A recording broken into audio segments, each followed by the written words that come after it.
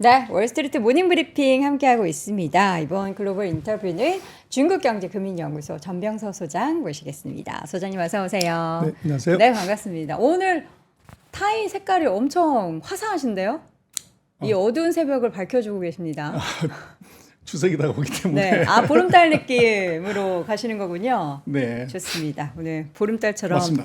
중국도 미국도 좀 이렇게 화창한 쾌청한 그런 좀 모습이 보여야 되는데 중국도 힘들어요. 여기 보니까 거래 대금 자체도 한 5년여 만에 최저 수준으로 떨어졌는데 시장이 이렇게 안 좋은 건 당연히 여전히 좀 부진한 실물 경기가 가장 큰 원인이겠죠. 네, 그렇습니다. 정상적인 경우에 중국이 하루 일거래 대금이 1조 위안, 한 190조 원 됩니다. 네. 그래서 어마어마한 건데 이게 5천억 밑으로 떨어졌어요. 그래서 이제 두 가지 시그널로 생각을 하는데 이게 네. 이제 계속 나빠지는 거냐 아니면은 거래량 감소가 어떻게 보면 시장의 바닥을 알리는 진짜 시그널이냐. 이제 거기에 논란이 있긴 한데 네. 근본적인 이유는 이게 중국이 지금은 제조대국이 아니라 소비대국입니다.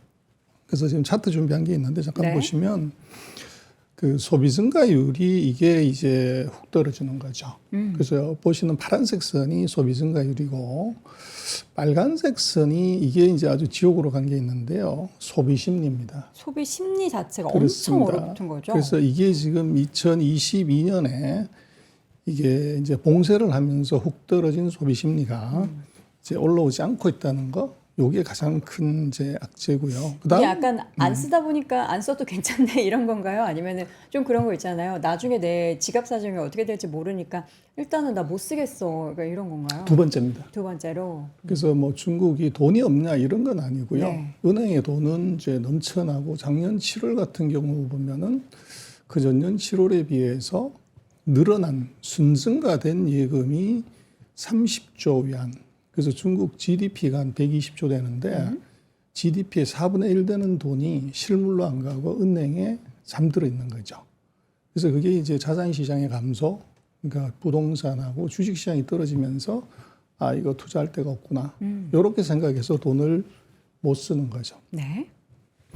그래서 그 다음 차트 한번 보여주시면요.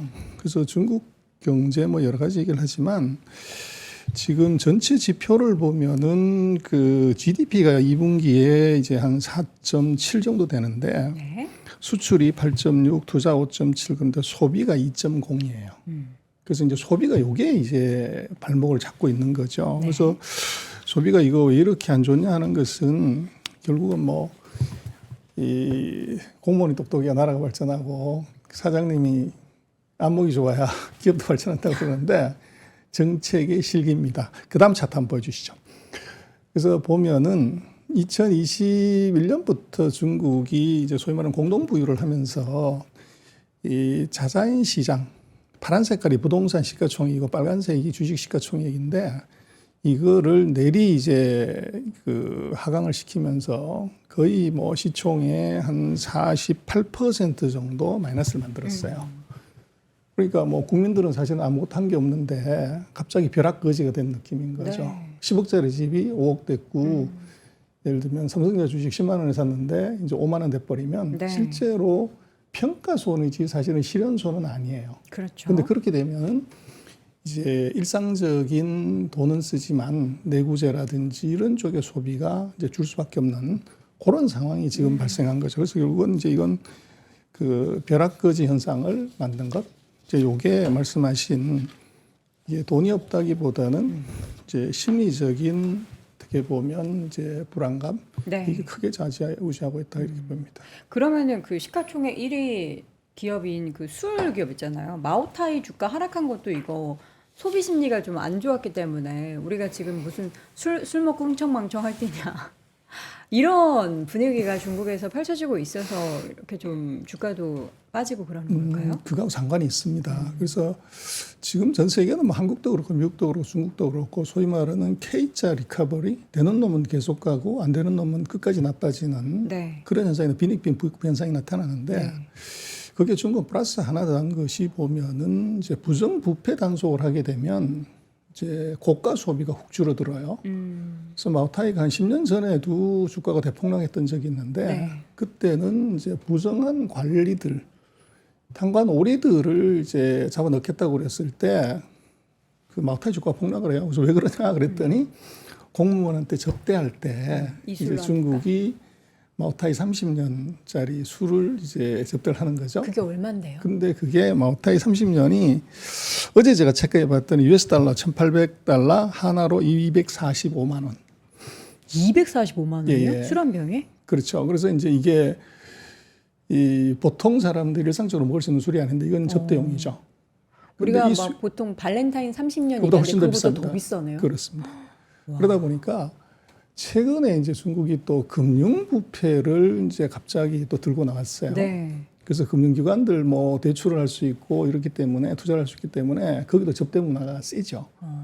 거기에 이제 크게 충격을 받은 것이 이제 고가의 마오타이주들 판매가 크게 충격받은 게 있어요. 근데 네. 어쨌거나 이게 마오타이가 주가가 크게 떨어진 것은 말씀하신 전체적인 그 사회 분위기, 부정부패 단속에 따른 고가 제품, 고가 술에 대한 수요가 떨어진 것도 아니지만 또 하나 이제 주목할 것은 그 최근에 보면은 중국의 그 대만 만두 회사죠, 딘타이펑이라고. 네.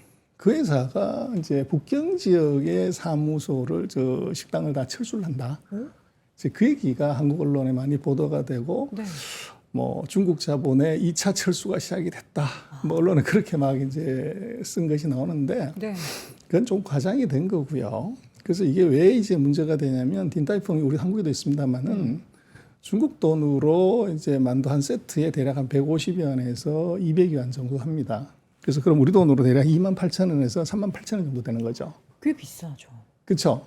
그래서 중국은 이제 북쪽 지역은 만두 먹고요. 남쪽 네. 지역은 밥을 먹어요. 그래서 이게 만두의 나라가 사실은 중국인데 초기에 들어왔을 때 깨끗한 환경에 이제 어떻게 보면 조금 색다른 맛에 비싼 가격을 지불할 의도는 있었지만 경기가 나빠지면서 우리도 그렇습니다. 우리 소득 수준에 28,000원에서 38,000원 내고 만두 먹는다? 그거 일반인들이 하기 좀 어렵죠. 그래서 이것의 주된 수요가 누구였냐고 그러면 외국인들. 중국 와서 깨끗한 환경에서 이제 정갈한 음식을 먹어보는 건 네. 그러는데 중국이 코로나 끝나고 나서 외국인들의 방문이 그 60~70% 줄었어요. 근데 주로 어디 가냐? 대도시 북경 쪽에 많이 가죠. 그래서 이제 문을 닫은 건데 그게 이제 어떻게 보면 그 소비, 그 음식료 소비에서 K자 되는 놈은 계속되고 안 되는 놈은 가는데 전체적인 소득이 나빠지면서 고가 소비에 대한 이제 어떻게 보면 수요가 크게 줄어드는 네. 그 현상이 술에도 나타나고 음식에도 나타나고 그래서 그런 현상이 이제 있고요. 그래서 뭐 마오타이를 갖고서 중국 전체 소비라고 보기는 어렵고 고가 소비가 충격받았다. 이제 그렇게 해석할 수 있을 것 같아요. 이건 약간 어떻게 보면은 좀 뭐 우스갯소리로도 들릴 수 있는데 우리나라 그 CJ에서 만드는 비비고 만두가 전 세계적으로 엄청 이렇게 미국에서 인기를 많이 끈다고 하잖아요. 그래서 뭐 우리나라 라면은 일본의 라멘을 제치고 굉장히 또 선두주자로 나서고 있고 중국이 또 만두로 대표적이지만 우리나라 만두가 워낙에 저렴하게 또 잘 나오기 때문에 그 중국 제품들을 또 이렇게 제끼고 1등을 잘 차지하고 이런 거는 영향이 좀 없을까요? 그래서 물론 중국- 가격은 완전 다르지만 중국은 뭐 만두를 수출하지는 않고 있죠. 그래서 뭐 중국 음식에 대한 그 신뢰도가 떨어지기 때문에. 네. 그래서 한국도 보면 최근에 불당면이 뭐 엄청난 기세를 보였는데 그렇죠. 그게 결국은 전 세계적인 K자 리커버리. 가난한 사람들은 더 가난해지고 그러다 보니까 이제 특별한 음식에 분노 게이지를 좀 낮출 수 있는 핫한 음식의 가격대가 이제 저렴한 것, 네. 그것의 수요 폭발에 아마 그리고 불당면이나 뭐 이제 비비고 같은 것들이 들어가는 게 아닌가 싶고 중국의 그런 뭐 반사적 이익이나 이런 것들은 아닌 것 같아요. 이들은 원래 없었기 때문에.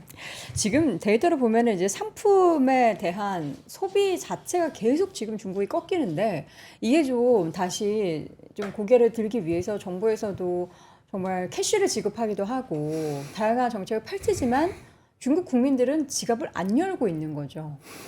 그렇습니다. 지금 차트 준비한 거 한번 보여주시면요. 상품 소비하고 상해지수하고 서비스 PMI 같이 한번 보시면 지수가 쭉 떨어지는데 상품 소비 증가율이 계속 떨어져요. 네. 그래서 지갑 안 열고 있다는 얘기고, 다음 차트 한번 보여주시면 지금 그 서비스 PMI 이게 이제 쭉 계속 떨어져요. 그러다가 8월 달에 살짝 이제 조금 좋아졌고, 요게 이제 중국 정부가 그 7월 달에 보면은 대대적인 소비 진작책을 냅니다. 그래서 예를 들면 그 사이에 완전히 막아놨던 교육 서비스, 네. 그것도 이제 좀 풀어줄게. 관광 이거 쿠폰 나눠줄 테니까 해라. 그 음식료 가서 보조금 줄 테니까 먹어라. 이런 것의 효과가 약간 있어요. 네. 근데 이제 이게 문제는 우리도 그랬습니다만은 쿠폰 나눠주면 그때는 10만 원 쓰고 나면 그 다음번에 어떡할래 하는 문제가 있어서 이제 중국도 그런 현상이 있었고, 그래서 줄라면 화끈하게 줘야지. 그래서 최근에 보면은 그 중국의 칭화대학의 유명한 그 경제학과의 교수가 있는데 리타오쿠이 교수라고, 이 양반이 느닷없이 언론하고 인터뷰를 해요. 네. 그 인터뷰를 하면서 한 1조 위안 정도, 180조 정도 되는 이제 상품 쿠폰을 나눠줘야 소비가 자극받을 수 있다. 이런 얘기를 해요. 80조를 기준으로 삼은 게 왜일까요? 그렇죠. 그래서 이제 중국 GDP의 한 1% 정도, 네. 그 정도를 이제 줘야 된다 그러는데, 이것이 이제 중국 정부가 생각하는 만약에 소비가 아마 9월 달, 8월 달에 살아나지 않으면 아마도 그런 이제 대대적인 그 쿠폰 살포가 있을 것 같아요. 근데 중국 교수들은 정부하고 밀접한 상관성이 있어요. 근데 정부가 그냥 얘기하면 좀 그러니까 바람잡이 역할을 하는 거죠. 그래서 마켓을 한번 태핑해보는 이제 그런 현상이 있는 것 같고, 그래서 아마도 하반기에 중국은 뭐 2분기 GDP가 4.7이었기 때문에 네. 연간 목표를 5를 잡았는데 하반기에 5를 못하게 되면 이제 처음으로 코로나 이외에 정부가 목표를 달성 못하는 그런 일이 벌어지게 되고, 네. 그렇게 되면 상기 정부에 대한 신뢰가 굉장히 떨어지죠. 근데 거기에는 수출이나 이런 것들은 뭐 정부가 어떻게 할 수 없는 거지만, 네. 내수 문제는 정부가 재정이나 또 통화나 이걸 갖고서 이제 할 수 있는 룸이 좀 있는 거죠. 그래서 아마 정부는 아마 8월 달 수치를 굉장히 민감하게 보고 있을 것 같아요. 네. 보석이 안 좋았으면은 아마도 또 지금까지 보지 못했던 이제 그런 소비 진작책을 낼 수밖에 없고 아마 낼 것 같은 그런 예상이 조금 듭니다. 네. 소비에 대해서 좀 끌어올리기 위한 내수 관련한 정책은 뭐 계속 전 세계가 좀 주목을 하고 있는 상황인데, 정책을 펼쳐도 이게 정말 확실한 실효성이 발현이 되지 않아서 그동안에는 참 답답하기만 했는데, 앞으로 또 펼쳐지는 정책이 또 얼마나 실효성을 중국 내에서 발현시키게 될지는 지켜보겠습니다. 최근에 사실 아시아권 증시가 8월 달에도 그렇고요. 이번에도 좀 흔들릴 때 중국은 거의 뭐 변동이 없었어요. 더 빠져서 변동이 없는 건지, 아니면 뭐 어떤 이유 때문에 덜 빠진 거라고 보세요? 이것은 이제 뭐 전 세계적으로 엔캐리 이펙트가 사실은 컸죠. 주가 대폭락에는. 근데 중국은 외국인 자금의 비중이 한 3%밖에 되지 않아요. 그리고 외환을 통제하기 때문에 이게 이제 외국인 자금이 뭐 차이나런이 대거 생겼다 이런 것들은 조금 넌센스고요. 그 자금의 유출입이 자유롭지 않았기 때문에 단기적인 충격에 크게 영향받지 않는 게 하나 있고, 그 두 번째는 이제 지금 중국 주가가 뭐 연초 들어 최저였기 때문에 오른 것도 없기 때문에 빠질 것도 사실은 없는 이제 그런 현상이 있었던 것 같아요. 네. 그리고 지금 이제 뭐 위안화 캐리가 나와가지고 이게 뭐 변화가 크게 있을 거라고 그러는데, 중국 외환 통제를 굉장히 세게 하기 때문에 기업이나 특히 개인들이 뭐 해외에 돈을 갖고 나간다, 이것이 굉장히 어렵게 돼 있고, 기업들이 이제 수출입을 이제 가장무역을 통해서 해외로 돈을 빼는 경우는 가능하지만, 개인들이 그렇게 이제 예를 들면 와다나베 부인처럼 우리 예를 들면 이제 동학개미처럼 그렇게 돈을 갖고 나갈 수 있는 메커니즘 자체가 없어요. 그래서 뭐 위안화 캐리 문제들로 인해서 이제 중국이 크게 영향을 받는 거, 이것은 언론에 많이 나오지만 그건 좀 과장이다. 네. 그렇게 볼 수 있을 것 같아요.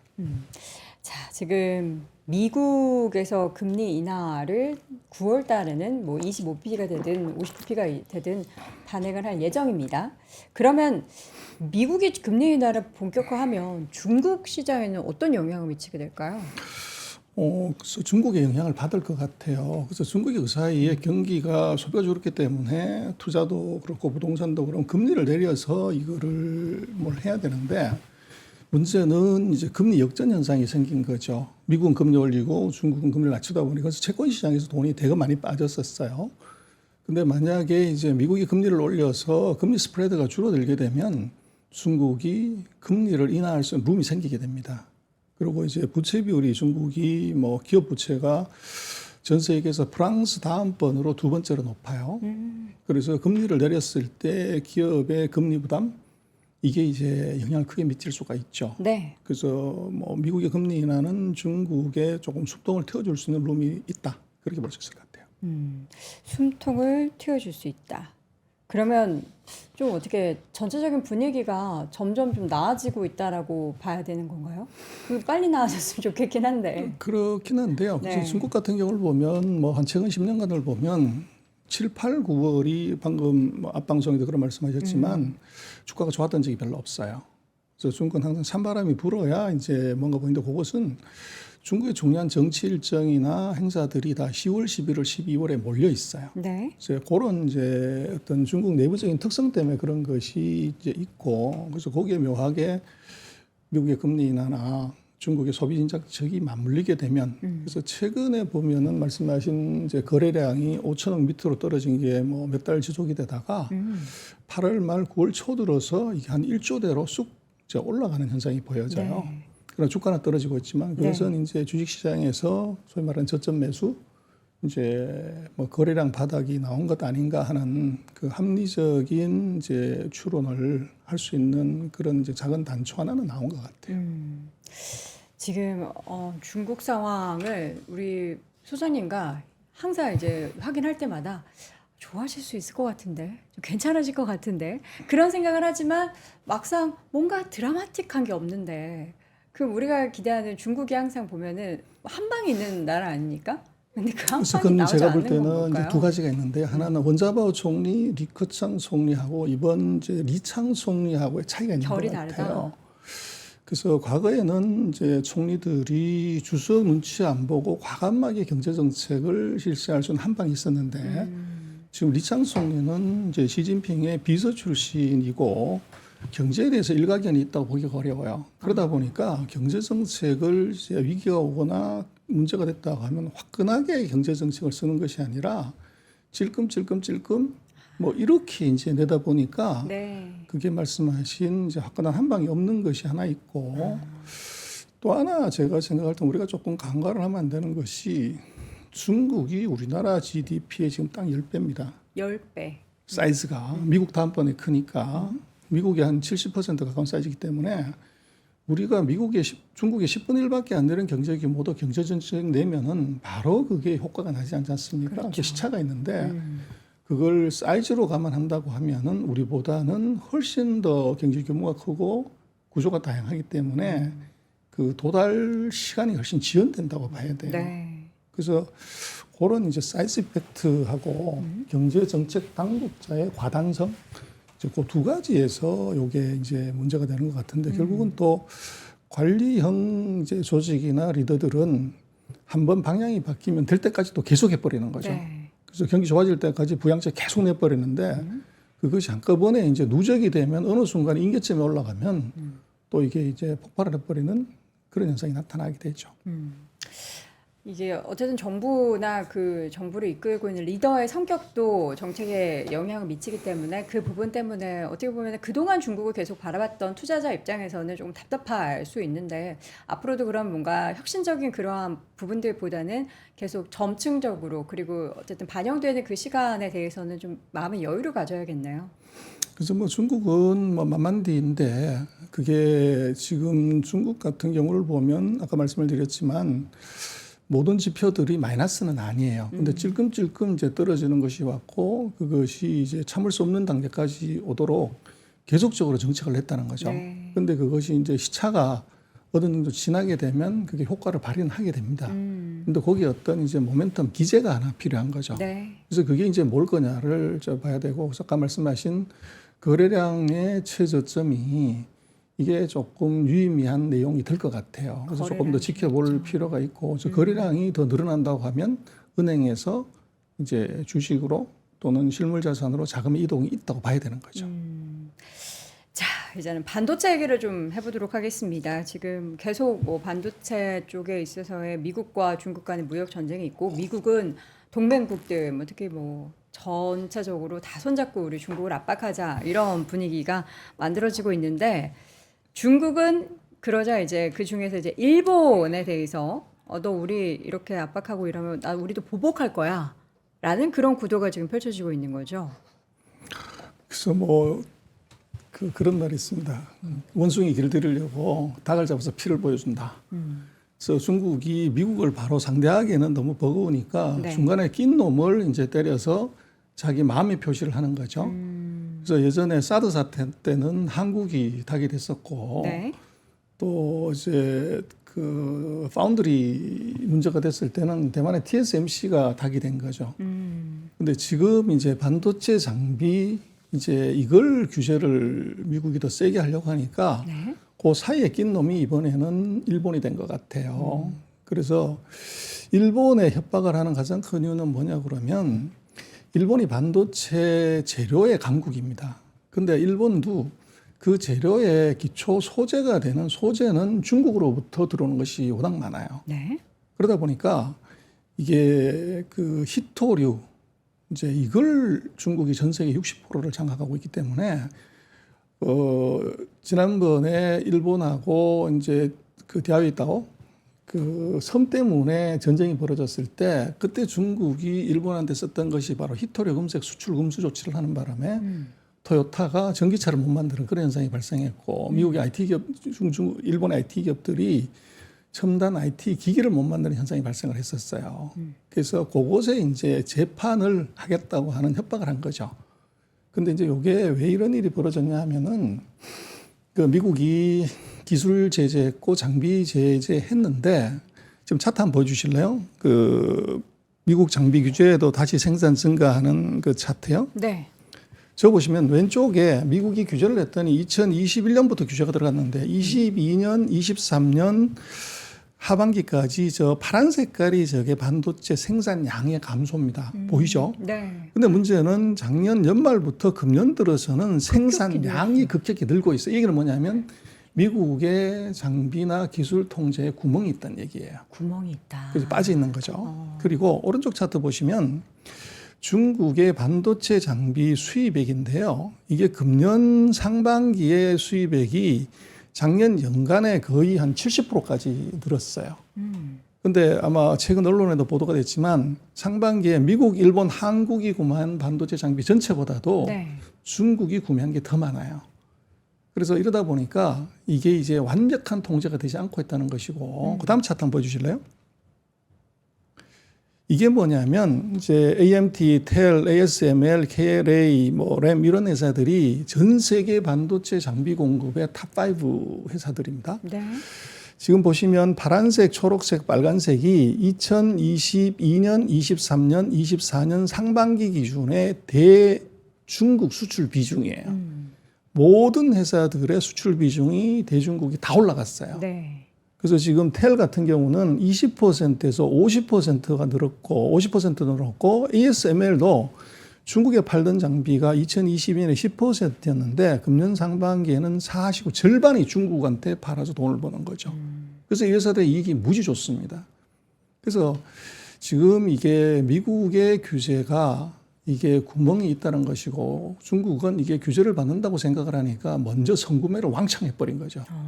그래서 지금 뭐 이렇게 AI 칩 관련해서도 엔비디아가 이제 수출을 못하게 되니까 중국이 먼저 왕창 사가지고 사실은 엔비디아의 버블 중에 하나는 중국이 뭐 우회를 하든 뭘 하든 해가지고 필요한 재고보다 엄청나게 많은 칩을 산 것이 쇼티지를 만든 것도 있어요. 네. 그래서 지금 중국 같은 경우를 놓고 보면 이 원자재에서 강점이 있기 때문에 반도체를 제조하는데 필요한 예를 들면 갈륨이나 게르마늄 요거를 최근에 통제하겠다고 얘기를 했어요. 그래서 미국의 규제에 대해서 중국은 자원의 방패를 갖고 이걸 막기 시작하는 거죠. 네. 근데 문제는 꼬리가 길면 밟힌다고. 지금 반도체 같은 경우는 어떤 반도체도 한 나라에서 원자재부터 제품까지를 생산하는 나라가 없어요.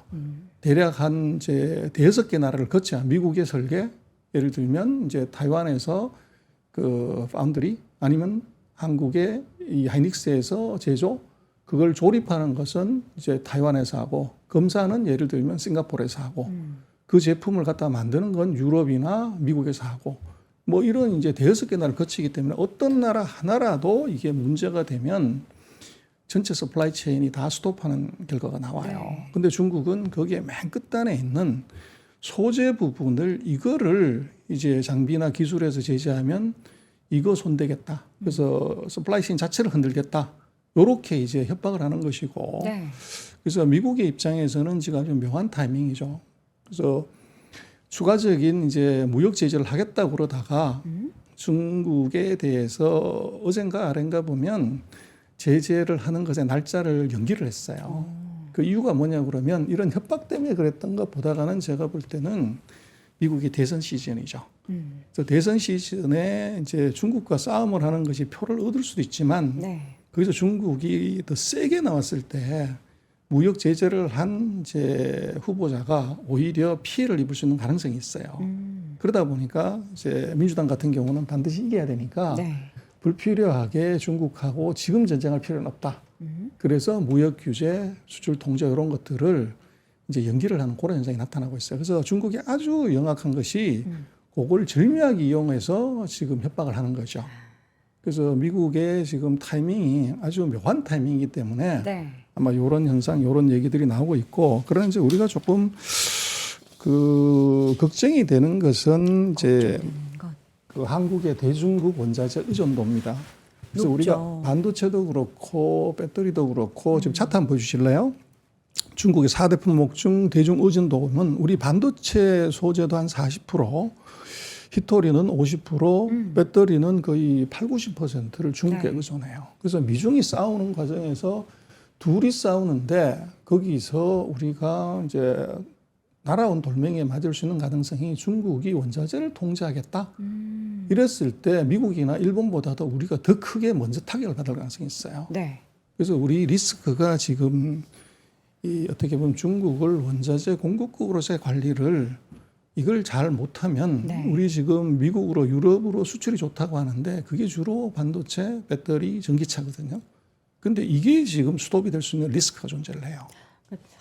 우리 입장이 참 난처하네요. 그래서 이제 외교를 어떻게 하냐, 관리를 어떻게 하냐 하는 것이 우리한테 굉장히 중요하고 이제 그걸 풀 수 있는 것이 이제 정치 외교가 해야 되는 일이죠. 미국의 손을 잡아주기에는 또 중국에서 우리가 원자재를 공급받는 게 너무나 비중이 크고, 그렇다고 중국의 손을 잡기에는 우리가 또 미국에 수출하는 양이 너무 크고, 이럴 때는 어떻게 뭐 반반 정도로만 하면 또 미국, 중국 다 삐질 거 아닙니까? 그래서 이제 그게 우리만 그런 게 아니라 네. 아까도 보셨습니다만은 일본의 텔 같은 경우에 반도체 장비 회사 미국의 기술 의존도가 있지만 중국에 팔고 있는 게 절반을 팔아요. 네. 근데 일본이 뭐 우리가 중국하고 거래를 끊는다 무슨 뭐 이런 얘기 입에다 안 올리죠.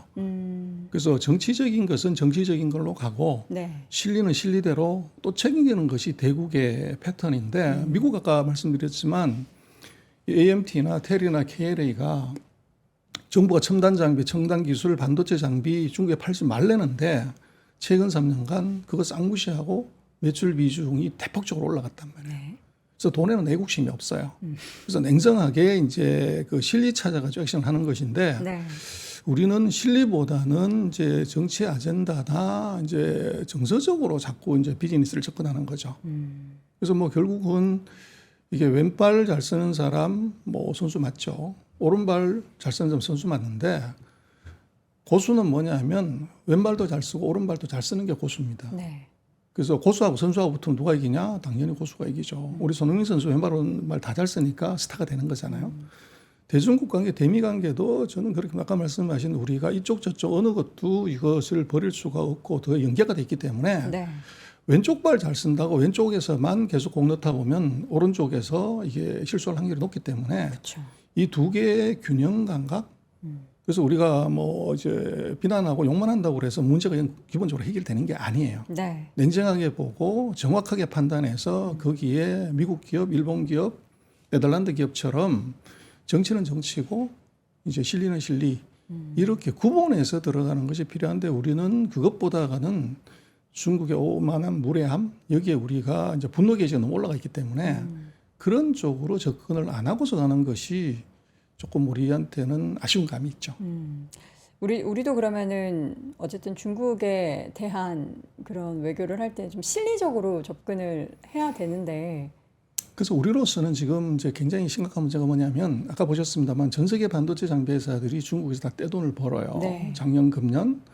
근데 우리나라만 대중국 반도체 장비 수출이 마이너스가 나와요. 네. 그 얘기는 뭐냐 그러면 미중의 전쟁 과정에서 그 중국의 국산화율 제고의 최대 피해자가 한국이 되고 있다는 거죠.